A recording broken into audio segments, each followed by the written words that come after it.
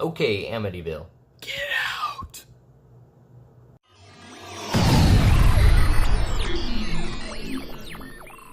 So Amityville, of course, is the true story of George and Kathy Lutz, who move into a big, expansive home in Long Island, New York, only to find that it's not what it appears to be. A year prior to them moving in, a string of mass murders happened that shook the town, and for George and Kathy, it turns into a bit of a haunted house situation as evil lurks around every corner, which changes the very fabric of how they operate, especially with George, who starts to turn a little bit crazy because of it. So the Amityville Horror is one of the most famous, most classic horror films ever, and for good reason, whether or not you believe in the whole true story, because yeah, it is paranormal, but the house really does exist. The mass murders that happened there really did happen, and George and Kathy Lutz really did move in there for only a short while before moving out. There's a lot of mystery surrounding both the story about the Lutzes as well as the DeFeo murders that happened prior. So basically, it's not only one true story, it's two. And while this movie only focuses on the Lutzes' history with it, the actual history of the house with the DeFeo murders is interesting in its own right. There's mystery surrounding that original house with those murders that is still mysterious even to this day if you think about it. So there's a lot of stuff riding on this movie to be good, to be scary, to be whatever. There's a lot of promise. So let's get into it. When looking over the people category, you're looking at acting, characters, casting, importance, and chemistry. As usual with the Amityville Horror, it's mostly cinematically monotonous. Everything in this category is neither great or bad. The only thing that I would say is the worst is the acting, as that is over the top a lot of the times, and when it's over the top, it's distracting in a bad way. But at the same time, the house itself is so iconic that it can be seen as a character in and of itself, which brings it back up to middle ground. So at the end of the day, the people category gets 10 out of 20 possible stars. The writing category goes over the dialogue, balance of the film, the depth of the story, originality, and how interesting it is. And I will tell you this much, it does a pretty good job with red herrings, with foreshadowing, and with an overall sense that tension is building, all the while making the audience feel like they're not safe, because it has an entire feeling of uneasiness from the beginning. But that's really where the positives end, and the rest of the writing is actually pretty sloppy, pretty messy. The problem is that the people category is cinematically monotonous, meaning they didn't really care that much to dig deep into these characters, making them memorable. And because of that, it never has enough substance to actually make a solid story for the film.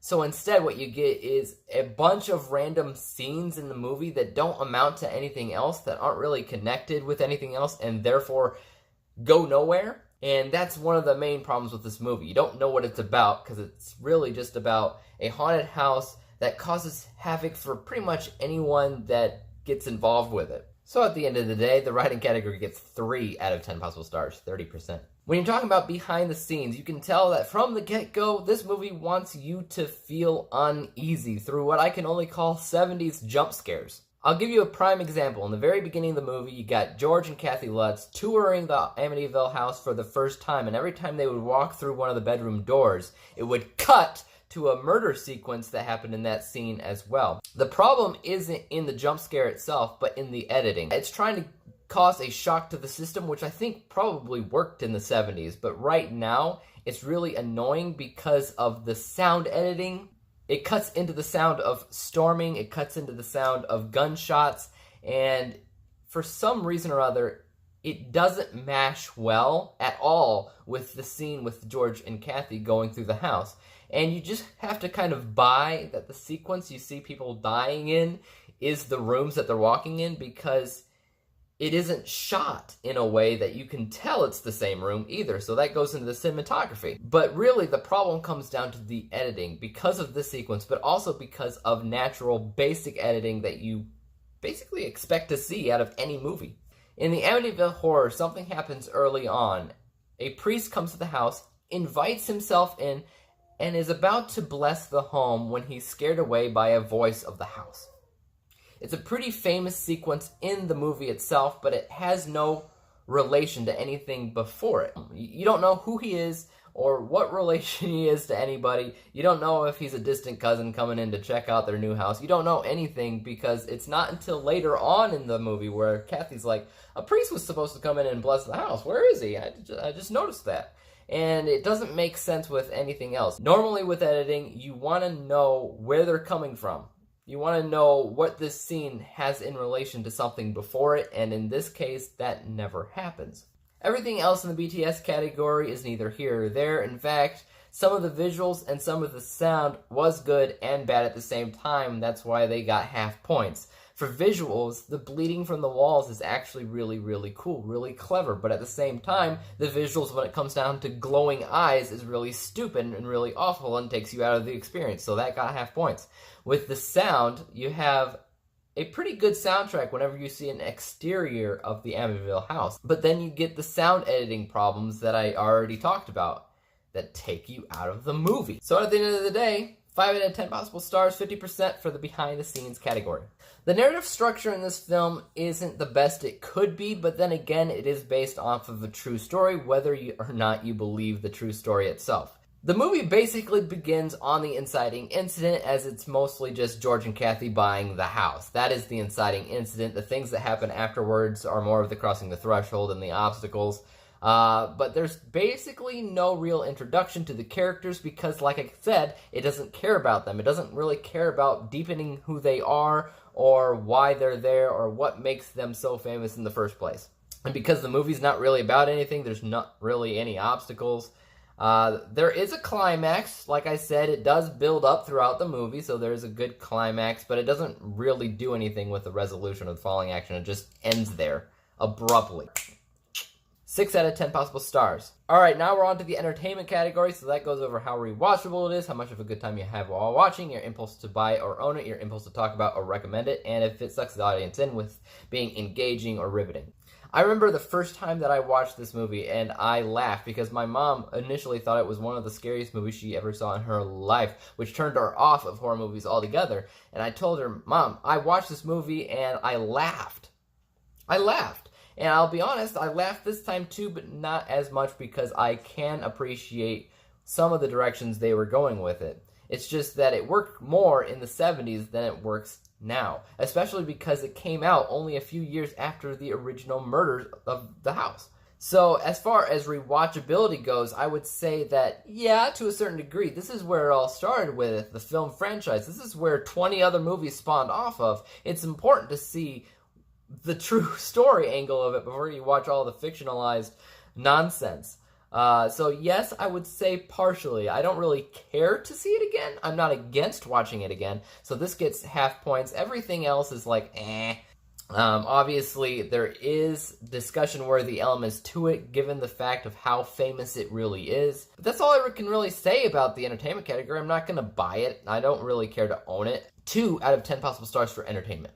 With the specialty category, what are you expecting to see out of the Amityville Horror?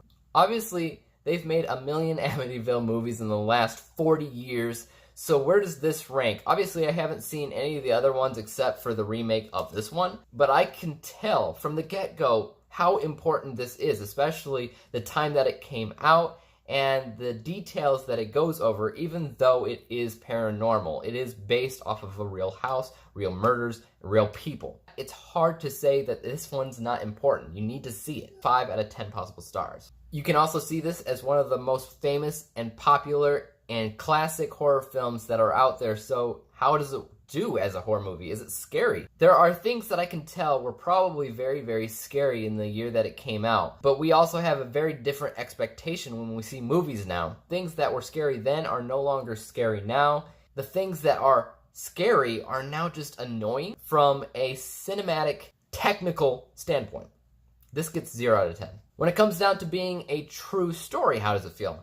That's tricky for me because I feel like any movie that's a true story, especially when it comes down to horror and paranormal, there's always going to be people complaining. There's always going to be people questioning what happens, because if you are somebody who's a critic of the paranormal, then you're not going to believe anything that happens in this movie is real. But it is based off of real people, a real house, real murders, and all of that. And I do think that the first movie that they focused on probably should have been the DeFeo murders, and this was the sequel, but I digress. I'm going to give this 5 out of 10 possible stars. Halfway decent. Did they make the movie they intended to make from the get-go? Well, it was 1979. I can't really tell you. I wasn't even born for like 9 years. But if I were to guess, I would say they definitely made what they wanted to make. You can tell that they wanted to make a horror film that creeped you out from the beginning of the film. You can tell that they wanted that tension to rise throughout the film. That you could tell that they wanted you to feel uncomfortable with the movie. And for the most part, I think they got that part right. And in 1979, that's probably all that mattered. It probably didn't matter so much about the technical aspects of everything else. 10 out of 10 for that. 20 out of 40 possible stars for the specialty category. If we add up everything, we get 46 out of 100 possible stars for the Amityville Horror. 46%, which of course isn't rated that highly. Like I said, I don't think I ever loved this movie. I like the concept, I like the history of the house itself, and I want to see more of that history. And I know they just came out with another movie, the Amityville Murders, that does focus on the DeFeo murders, finally. I can't wait to see that one, but we have a long way to go before we get there. I have no idea what I will review next, but I hope that I will get through as many Amityville Horror movies as possible. But until then, guys, tell me what you thought of the Amityville Horror in the comments down below. And for YouTube, you know you can subscribe to me, hit that bell to be notified when I come out with my next review. And until then, peace out.